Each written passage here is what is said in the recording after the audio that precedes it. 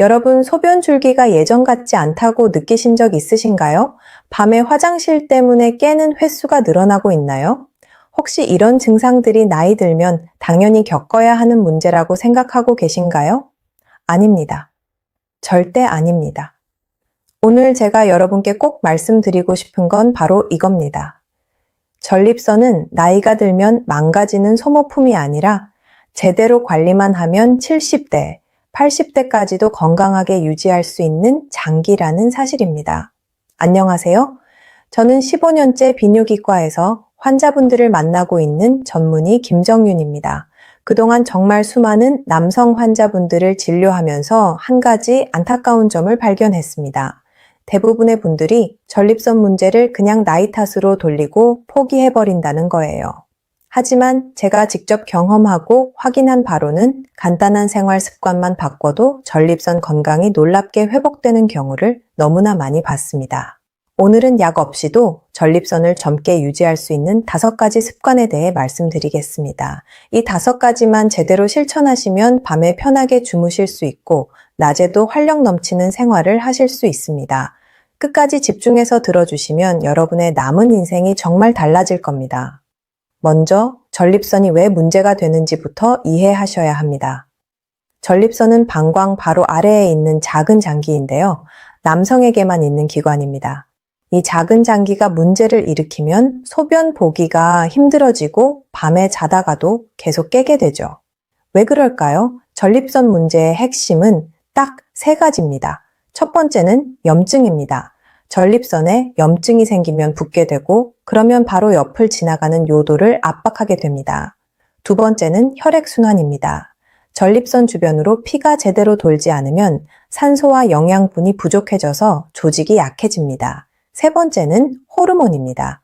특히 남성 호르몬인 테스토스테론의 균형이 깨지면 전립선이 비정상적으로 커질 수 있습니다.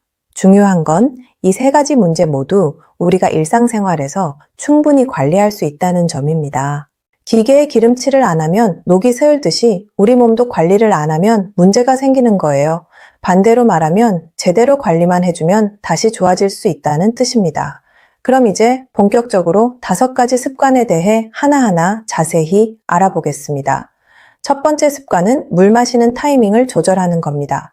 많은 분들이 물을 많이 마시면 건강에 좋다고 알고 계시죠? 맞습니다. 그런데 전립선 건강을 위해서는 물을 언제 마시느냐가 엄청나게 중요합니다. 여기서 핵심 원칙을 기억하세요. 낮에는 충분히 마시고 밤에는 엄격하게 조절하는 겁니다. 구체적으로 말씀드리면 오후 6시 이전까지는 물을 넉넉하게 드세요. 하루에 필요한 수분의 대부분을 낮 시간에 섭취하는 거예요. 그러면 소변이 묽어지면서 방광과 전립선을 자극하는 물질들이 씻겨 나갑니다. 반대로 저녁 식사 이후부터는 물 마시는 걸 최대한 줄이셔야 합니다. 목이 마르더라도 입만 축이는 정도로만 하세요. 이렇게 하는 이유는 간단합니다. 밤에 물을 많이 마시면 자다가 화장실을 가야 하고 그러면 수면의 질이 떨어지거든요. 수면이 부족하면 다시 호르몬 균형이 깨지고 전립선 문제가 더 악화되는 악순환이 시작됩니다. 실제로 제가 진료실에서 환자분들께 이 방법을 알려드리면 많은 분들이 일주일도 안 돼서 밤에 깨는 횟수가 확 줄어들었다고 말씀하십니다. 단순해 보이지만 정말 효과가 큽니다. 낮에 충분히 마셔서 염증을 씻어내고 밤에는 조절해서 숙면을 취하는 거죠. 이 2마리 토끼를 다 잡을 수 있는 아주 간단하면서도 강력한 방법입니다. 두 번째 습관은 식후에 가볍게 걷는 겁니다. 헬스장에 등록할 필요도 없고 특별한 운동 장비도 필요 없습니다.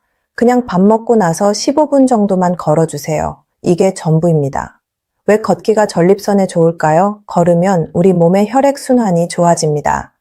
특히 골반 부위로 가는 혈류가 증가하면서 전립선에도 신선한 피가 충분히 공급됩니다. 피가 잘 돌면 산소와 영양분이 전달되고 노폐물과 염증 물질이 빠져나갑니다. 그러면 부어있던 전립선이 자연스럽게 가라앉게 되는 거죠. 또 걷기는 혈당을 조절하는 데도 도움이 됩니다. 식사 후에 혈당이 급격히 올라가는 걸 걷기 운동이 완화시켜 주거든요. 혈당이 안정되면 전신 염증 수치도 낮아지고 이게 결국 전립선 건강으로 이어집니다. 여기서 중요한 건 격하게 운동할 필요가 없다는 겁니다. 땀을 뻘뻘 흘리면서 뛸 필요 없어요. 그냥 편하게 걷는 속도로 15분만 움직여 주시면 됩니다. 아침 식사 후, 점심 식사 후, 저녁 식사 후 하루에 3번만 이렇게 해주시면 하루 45분 정도의 걷기 운동이 됩니다. 이 정도만 해도 전립선 건강에는 엄청난 변화가 생깁니다. 걷기의 또 다른 장점은 지속 가능하다는 겁니다. 헬스장 운동은 의욕이 떨어지면 안 하게 되잖아요. 하지만 식후 걷기는 습관만 들이면 평생 할 수 있는 운동입니다. 날씨가 안 좋으면 집 안에서 제자리 걸음을 하셔도 됩니다. 핵심은 식사 후에 몸을 움직여서 혈류를 개선하는 거예요. 세 번째 습관은 조금 민감한 주제인데요. 규칙적인 성생활입니다. 많은 분들이 나이 들면 성생활을 포기해야 한다고 생각하시는데 이건 완전히 잘못된 생각입니다. 오히려 전립선 건강을 위해서는 성생활을 유지하는 게 매우 중요합니다. 왜 그럴까요? 전립선의 역할 중 하나가 전객의 일부를 만드는 건데요. 규칙적으로 사정을 하면 전립선 안에 고여있던 분비물과 노폐물이 밖으로 배출됩니다. 이게 바로 전립선의 자연적인 청소 과정이에요. 반대로 오랫동안 사정을 하지 않으면 전립선 안에 분비물이 쌓이고 이게 염증을 일으킬 수 있습니다. 물 흐르는 시냇물은 맑지만 고인물은 썩는다는 말 들어보셨죠? 전립선도 마찬가지입니다. 정기적으로 배출이 일어나야 건강하게 유지됩니다. 이건 비단 파트너가 있는 경우에만 해당하는 게 아닙니다. 혼자서도 할 수 있는 방법이 있고 이건 의학적으로 전혀 문제가 되지 않습니다. 실제로 여러 연구에서 규칙적인 사정이 전립선 질환의 위험을 낮춘다는 결과가 나왔습니다. 또 성생활은 골반 부위의 혈액 순환을 좋게 하고 스트레스 호르몬을 낮추는 효과도 있습니다. 건강한 성생활은 전립선뿐만 아니라 전체적인 삶의 질을 높이는 데도 도움이 됩니다. 여기서 제가 강조하고 싶은 건 부끄러워하지 마시라는 겁니다. 성생활은 건강한 삶의 일부이고 특히 전립선 건강을 위해서는 필요한 활동입니다. 너무 오랜 기간 금욕 상태로 지내는 건 오히려 전립선에 좋지 않습니다. 자신에게 맞는 방식으로 규칙적인 배출을 유지하시길 권합니다. 네 번째 습관은 식단 조절입니다. 우리가 먹는 음식이 전립선 건강에 직접적인 영향을 미칩니다. 전립선에 좋은 음식을 먹으면 염증이 줄어들고 세포가 건강해지지만 나쁜 음식을 먹으면 염증이 심해지고 문제가 악화됩니다. 전립선에 가장 좋은 음식 중 하나가 바로 토마토입니다. 그런데 여기서 중요한 포인트가 있어요. 토마토는 익혀 먹어야 합니다. 생토마토보다 익힌 토마토가 훨씬 좋은 이유는 리코펜이라는 성분 때문입니다. 리코펜은 강력한 항산화 물질인데 열을 가하면 우리 몸이 흡수하기 쉬운 형태로 바뀝니다. 토마토를 볶아서 먹거나 토마토 소스, 토마토 주스 같은 형태로 먹으면 리코펜 흡수율이 몇 배나 높아집니다. 이 리코펜이 전립선 세포를 보호하고 염증을 줄여주며 암 예방에도 도움이 됩니다. 하루에 토마토 제품을 한두 번 정도 드시면 좋습니다. 또 중요한 영양소가 아연입니다. 아연은 남성 건강에 필수적인 미네랄인데 전립선에 특히 많이 필요합니다.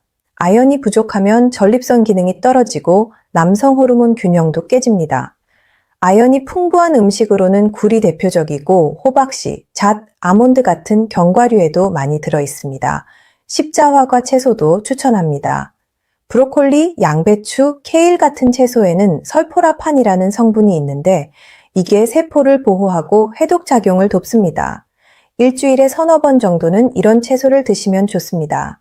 반대로 피해야 할 음식도 있습니다. 붉은 고기와 가공육은 가능하면 줄이세요. 소고기, 돼지고기를 매일 먹는 것보다는 일주일에 한두 번 정도로 줄이고 대신 생선이나 닭가슴살을 드시는 게 좋습니다. 가공육인 햄, 소시지, 베이컨 같은 건 염증을 악화시키니까 최대한 피하시는 게 좋습니다. 술도 조심하셔야 합니다. 과도한 음주는 전립선에 염증을 일으키고 배뇨 증상을 악화시킵니다. 완전히 끊으실 필요는 없지만 적당량만 드시고 특히 저녁에는 술을 마시지 않는 게 좋습니다. 저녁에 술을 마시면 밤에 화장실을 더 자주 가게 되거든요. 당분도 주의하셔야 합니다. 단 음식을 많이 먹으면 혈당이 급격히 올라가고 이게 전신염증으로 이어집니다. 케이크, 과자, 탄산음료 같은 건 가능하면 줄이시고 대신 과일로 단맛을 채우시는 게 좋습니다. 식단을 바꾸는 게 처음엔 어렵게 느껴질 수 있지만 익숙해지면 자연스러워집니다. 식탁이 바뀌면 정말로 몸이 바뀝니다. 제가 진료하면서 식단만 바꿨는데도 증상이 크게 개선된 환자분들을 많이 봤습니다. 5번째이자 마지막 습관은 바로 충분한 수면입니다. 잠은 그냥 쉬는 게 아니라 우리 몸이 회복하고 재생하는 시간입니다. 특히 전립선 건강에 수면이 중요한 이유가 몇 가지 있습니다. 첫째, 수면 중에 남성 호르몬인 테스토스테론이 만들어집니다. 잠을 제대로 자야 호르몬 균형이 유지되는 거예요.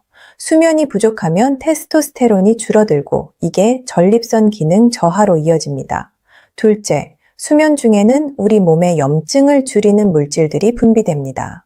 잠을 잘 자면 전신염증이 감소하고 당연히 전립선의 염증도 줄어듭니다. 반대로 수면이 부족하면 만성염증 상태가 되어서 전립선이 계속 부어 있게 됩니다. 셋째, 수면과 배뇨는 서로 연결되어 있습니다. 밤에 잘 자야 낮 동안의 배뇨, 리듬도 정상화됩니다.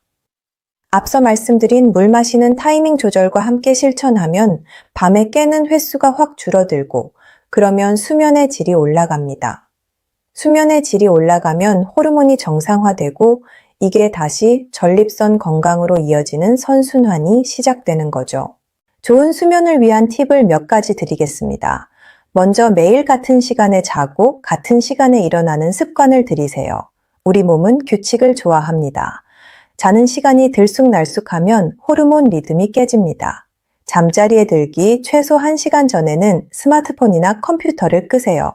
화면에서 나오는 블루라이트가 수면 호르몬인 멜라토닌 분비를 방해합니다.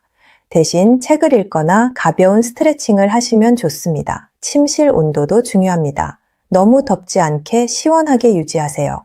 적정 온도는 18도에서 20도 정도입니다. 너무 더우면 자다가 깨기 쉽습니다. 카페인은 오후 2시 이후로는 드시지 마세요. 커피의 카페인은 생각보다 오래 몸에 남아 있어서 저녁에 마신 커피가 밤 수면을 방해할 수 있습니다. 그리고 낮잠은 가능하면 짧게 자세요. 30분 이상 자면 밤에 잠들기 어려워질 수 있습니다. 정말 피곤하시면 20분 정도만 눈을 붙이시는 게 좋습니다. 이 5가지 습관을 정리해 보겠습니다. 물은 낮에 충분히 마시고 밤에는 줄이세요. 식사 후에는 15분씩 가볍게 걸으세요. 규칙적인 성생활을 유지하세요. 토마토와 견과류를 챙겨 먹고 붉은 고기와 술은 줄이세요. 그리고 매일 충분히 주무세요. 여기서 잠깐 실제로 이런 습관들이 왜 효과가 있는지 좀 더 깊이 있게 설명드리겠습니다. 전립선이 문제가 되는 가장 큰 이유는 염증 때문입니다. 염증이라는 게 뭘까요? 우리 몸이 자극을 받았을 때 일어나는 반응인데요. 문제는 이 염증이 만성화되면 조직을 계속 공격한다는 겁니다. 전립선에 만성 염증이 생기면 조직이 붓고 딱딱해집니다. 그러면 바로 옆을 지나가는 요도가 눌리면서 소변 보기가 힘들어지는 거죠. 또 염증이 있으면 방광이 민감해져서 조금만 소변이 차도 화장실에 가고 싶어집니다. 특히 밤에는 더 심하게 느껴집니다. 이 염증을 줄이는데 가장 중요한 게 바로 생활 습관입니다. 약도 물론 도움이 되지만 약만으로는 한계가 있습니다. 염증을 일으키는 근본 원인을 제거해야 하는데 그게 바로 오늘 말씀드린 5가지 습관입니다. 물을 충분히 마시면 소변이 묽어지면서 방광과 전립선을 자극하는 물질들이 희석됩니다. 걷기 운동으로 혈류가 좋아지면 염증을 일으키는 물질들이 빨리 제거됩니다. 규칙적인 배출로 고여있는 분비물이 빠져나가면 세균이 번식할 환경이 사라집니다. 한겸증 식단으로 몸 전체의 염증 수치가 낮아지면 전립선 염증도 함께 줄어듭니다. 충분한 수면으로 면역 기능이 정상화되면 염증을 스스로 조절할 수 있게 됩니다. 이렇게 5가지가 모두 염증을 줄이는 방향으로 작용합니다. 그래서 하나만 하는 것보다 5가지를 함께 하는 게 중요한 겁니다. 시너지 효과가 나타나는 거죠. 또 한 가지 중요한 건 혈액순환입니다. 전립선도 다른 장기들처럼 피를 통해 산소와 영양분을 공급받습니다. 그런데 골반 부위는 해부학적으로 혈액순환이 잘 안 되는 곳입니다. 특히 오래 앉아 있거나 움직임이 적으면 더욱 그렇습니다. 혈액순환이 나빠지면 어떻게 될까요? 전립선 조직에 산소가 부족해집니다. 산소가 부족한 조직은 제 기능을 못합니다. 노폐물도 제대로 배출되지 않아서 쌓이게 되고 이게 염증으로 이어집니다. 또 혈액순환이 안 되면 면역세포들이 제대로 도착하지 못해서 감염에 취약해집니다. 그래서 걷기가 중요한 겁니다. 걸으면 다리 근육이 펌프처럼 작용해서 골반 쪽으로 피를 밀어 올립니다. 또 걷는 동작 자체가 골반을 자극해서 혈관을 확장시킵니다. 이렇게 혈액순환이 좋아지면 전립선이 건강해집니다. 성생활도 같은 맥락입니다. 성적 흥분이 일어나면 골반 부위로 혈액이 몰립니다. 이게 전립선 주변의 혈액순환을 개선하는 효과가 있습니다. 또 사정을 하면 골반 근육들이 수축과 이완을 반복하면서 일종의 마사지 효과가 나타납니다. 호르몬도 빼놓을 수 없습니다. 남성 호르몬인 테스토스테론은 단순히 성기능에만 관련된 게 아닙니다. 근육량, 뼈 건강, 기분, 에너지 수준 등 여러 가지에 영향을 미칩니다. 전립선 건강에도 중요한 역할을 합니다. 나이가 들면 테스토스테론이 자연스럽게 감소합니다. 문제는 감소 속도가 사람마다 다르다는 겁니다. 생활 습관이 나쁜 사람은 빨리 감소하고 건강한 생활을 하는 사람은 천천히 감소합니다. 수면이 부족하면 테스토스테론이 급격히 떨어집니다. 비만이 있어도 마찬가지입니다. 스트레스가 많아도 호르몬 균형이 깨집니다. 반대로 충분히 자고 적정 체중을 유지하며 규칙적으로 운동하면 테스토스테론이 건강한 수준으로 유지됩니다. 이게 다시 전립선 건강으로 이어지는 겁니다. 여기서 많은 분들이 궁금해 하시는 게 있습니다. 전립선 마사지는 효과가 있을까요? 이런 추가적인 관리 방법들에 대해서는 조금 뒤에 더 자세히 말씀드리겠습니다. 먼저 기본적인 5가지 습관이 왜 중요한지 확실히 이해하시는 게 중요합니다. 이 5가지가 따로 떨어진 게 아니라 서로 연결되어 있다는 게 중요합니다. 물 조절로 밤배뇨가 줄면 수면이 좋아지고 수면이 좋아지면 호르몬이 정상화되며 호르몬이 정상화되면 전립선이 건강해집니다. 걷기로 혈류가 개선되면 염증이 줄고 식단으로 영양을 채우면 세포가 튼튼해지며 규칙적인 배출로 노폐물이 빠지면 전립선이 깨끗해집니다. 이 모든 게 톱니바퀴처럼 맞물려 돌아가는 겁니다. 그래서 하나만 실천하는 것보다 5가지를 함께 실천하시는 게 훨씬 효과적입니다. 처음부터 완벽하게 하려고 하지 마시고 하나씩 천천히 습관으로 만들어 가세요.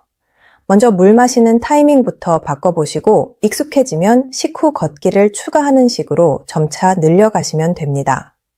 이제 앞서 궁금해 하셨던 추가적인 관리 방법들에 대해 말씀드리겠습니다. 전립선 마사지는 의료 행위로 직접 전립선을 자극해서 분비물을 배출시키는 방법입니다. 일부 경우에 도움이 될 수 있지만 전문가가 아닌 사람이 함부로 하면 오히려 조직을 다칠 수 있으니 주의가 필요합니다. 집에서 할 수 있는 안전한 방법으로 좌욕을 추천합니다.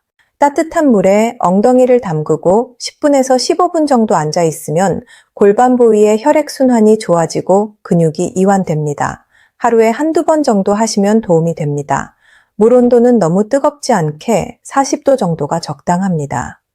특히 소변 보기가 힘들거나 아랫배가 묵직한 느낌이 들 때 좌욕을 하시면 증상이 완화됩니다.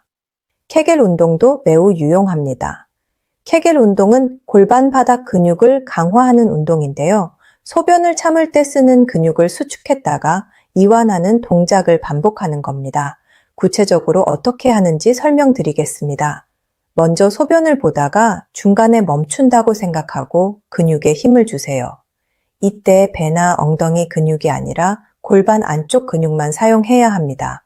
5초 정도 힘을 줬다가 5초 쉬고 이걸 10번 반복합니다.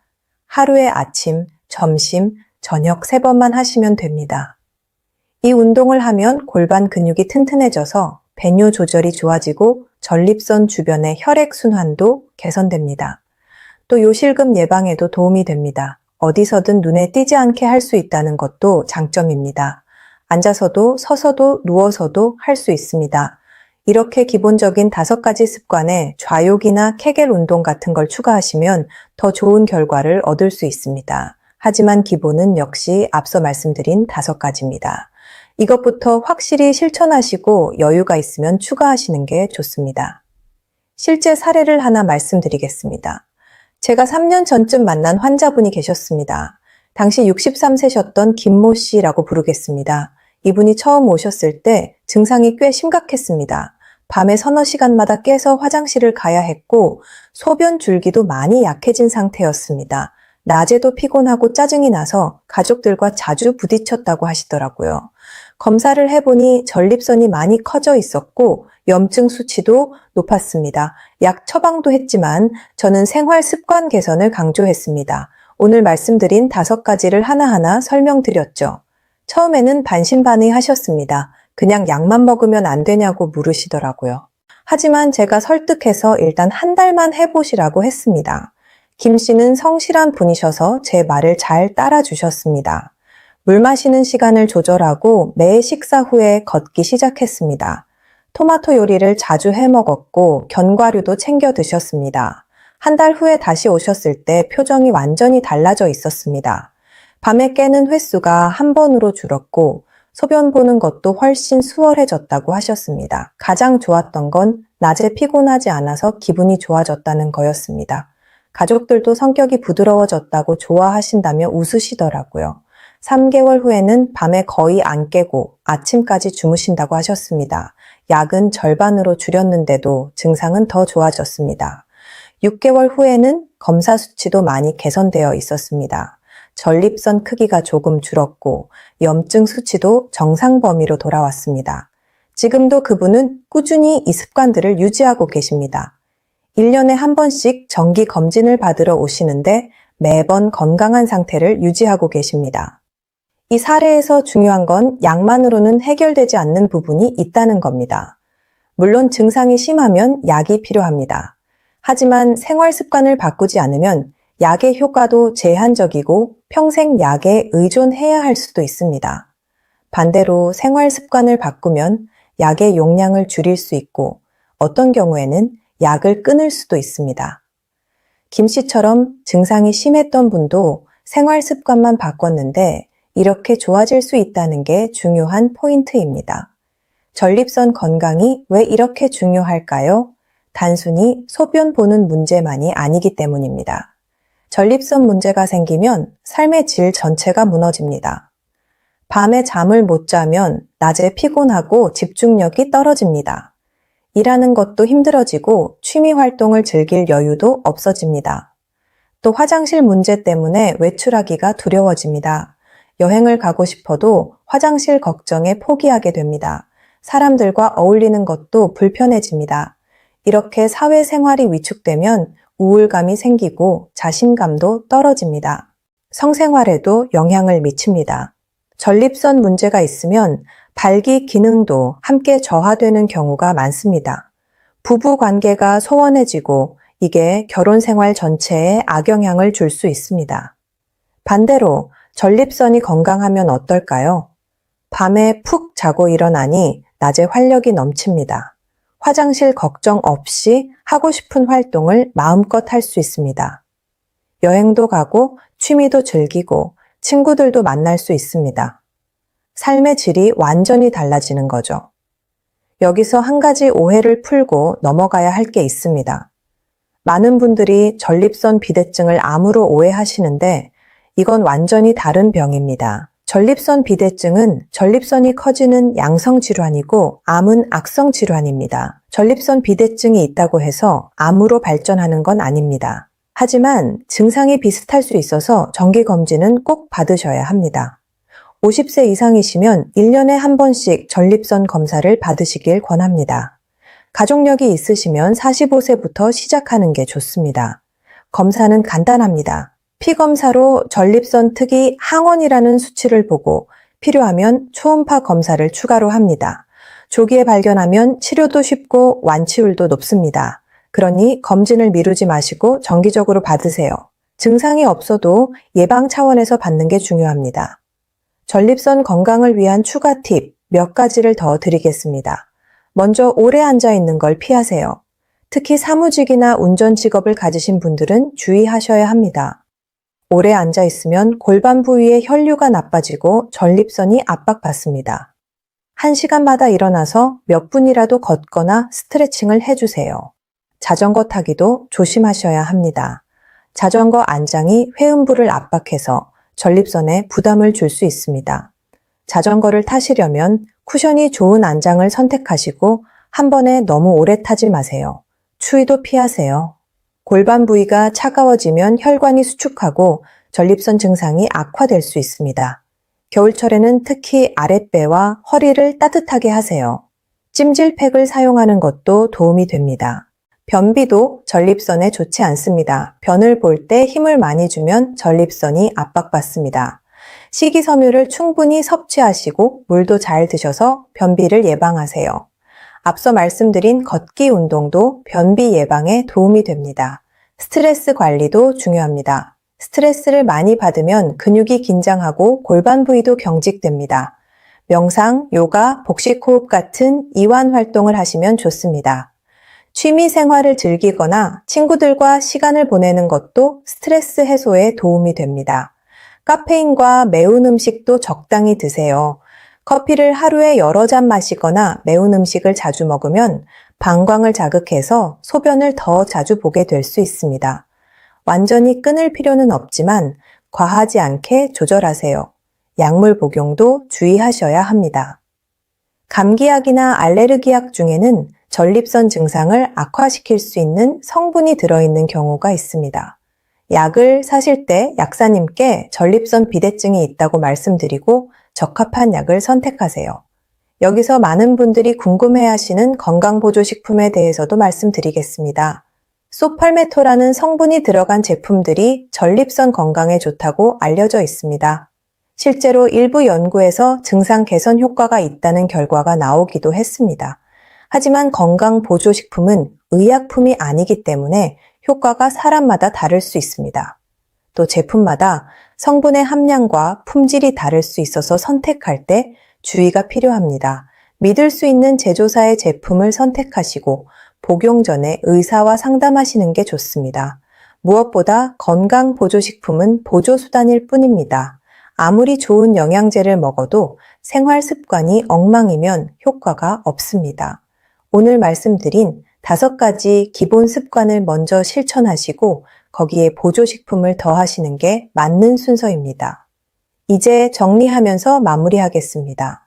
전립선 건강은 운명이 아닙니다. 유전적인 요소가 있는 건 사실이지만 생활 습관의 영향이 훨씬 큽니다. 똑같은 유전자를 가진 일란성 쌍둥이라도 생활 습관이 다르면 건강 상태가 완전히 달라질 수 있습니다. 나이가 들면 전립선이 나빠지는 게 당연하다고 생각하지 마세요. 물론 나이가 들면서 변화가 생기는 건 자연스럽습니다. 하지만 그 변화가 얼마나 빨리 오고 얼마나 심해지는지는 여러분의 선택에 달려 있습니다. 지금 당장 시작하세요. 내일부터가 아니라 오늘부터입니다. 오늘 저녁부터 물 마시는 시간을 조절하세요. 내일 아침 식사 후부터 15분 걷기를 시작하세요. 장을 보러 가실 때 토마토와 견과류를 사세요. 오늘 밤부터 일찍 주무세요. 이렇게 작은 실천들이 모여서 큰 변화를 만듭니다. 한 달 후에는 분명히 차이를 느끼실 겁니다. 밤에 덜 깨고 낮에 더 활기차게 지낼 수 있습니다.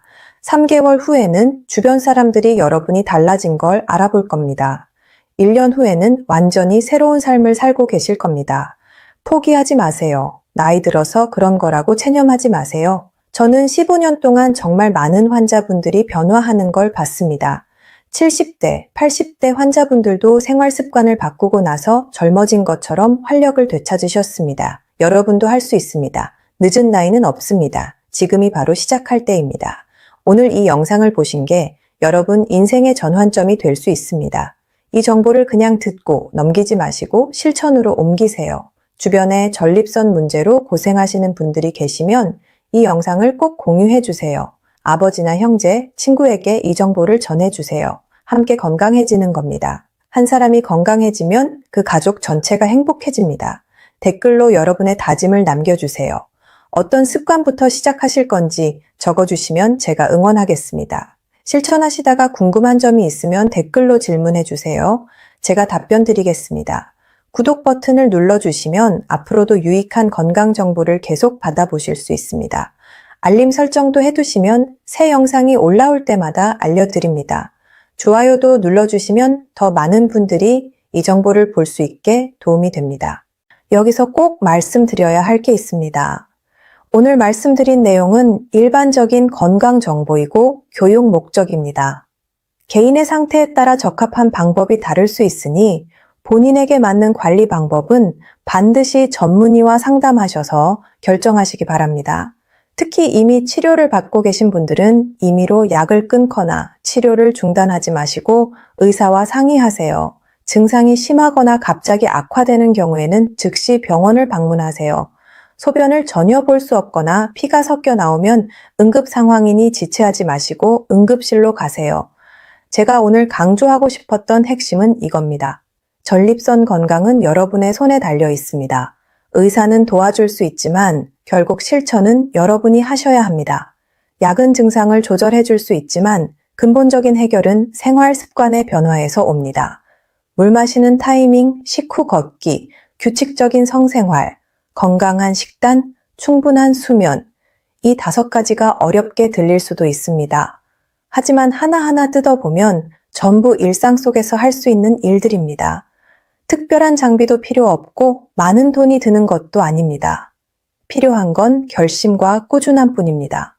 첫 주가 가장 어렵습니다. 새로운 습관을 만드는 게 쉽지 않거든요. 하지만 2주만 버티시면 조금씩 익숙해집니다.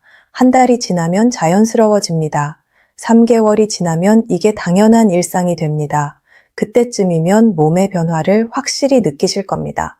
실천하시다가 가끔 실수하셔도 괜찮습니다. 완벽할 필요는 없습니다. 어제 늦게까지 술을 마셨다고 해서 포기하지 마세요. 오늘부터 다시 시작하면 됩니다. 중요한 건 큰 흐름을 유지하는 겁니다. 대부분의 날들을 건강하게 지내시면 됩니다. 가족의 지원도 중요합니다. 배우자나 자녀들에게 여러분이 건강을 위해 노력하고 있다고 말씀하세요. 가족들이 응원해주고 함께 실천하면 훨씬 쉽습니다. 함께 건강한 음식을 먹고 함께 산책하면 더 즐겁고 오래 지속할 수 있습니다.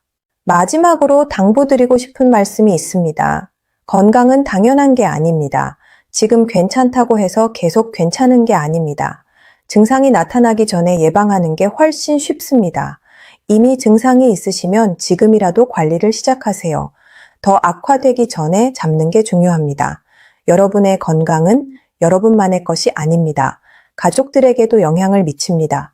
여러분이 건강해야 가족들과 오래 함께 할 수 있고 손주들의 성장을 지켜볼 수 있습니다. 하고 싶은 일들을 계속할 수 있고 꿈꾸던 여행도 갈 수 있습니다. 나이 들어서 그런 거라는 말 이제 그만하세요. 나이 들어도 나는 건강하다는 자신감을 가지세요. 여러분은 충분히 건강할 수 있고 활력 넘치는 삶을 살 자격이 있습니다. 15년차 비뇨기과 전문의로서 여러분의 건강한 미래를 진심으로 응원합니다. 오늘부터 달라지세요. 내일의 여러분이 오늘의 선택에 감사할 겁니다. 건강하십시오. 감사합니다.